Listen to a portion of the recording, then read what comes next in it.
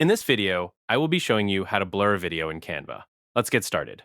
First, I start on the Canva homepage, where all my design tools are located. I move my mouse cursor to the top left corner of the screen and click on the purple Create a Design button. This opens up a pop-up menu featuring various design presets. From the Frequently Used section, I select YouTube Thumbnail, which opens up a blank canvas in a new tab for us to work on. Once the new workspace loads, I navigate over to the left sidebar panel and click on the Elements tab. I click inside the search bar at the top of the Elements section and type in Ocean to search for media clips. Next, I click on the Videos tab underneath the search bar so that only video results are displayed.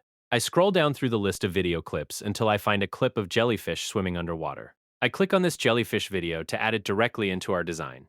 Now that the video clip is on the canvas, I want to make sure it covers the entire background. I click on the video element to select it, then grab the corner handles and drag them outward across the screen.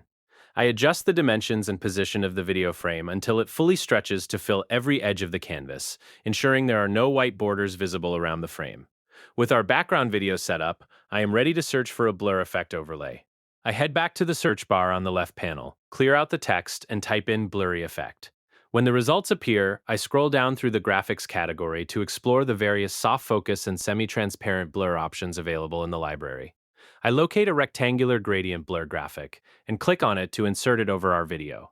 I drag the blur overlay around the screen to cover the desired section of the footage.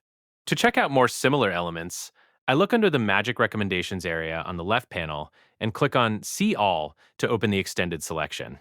I select a square gradient blur element from the recommendations and position it over another part of the canvas.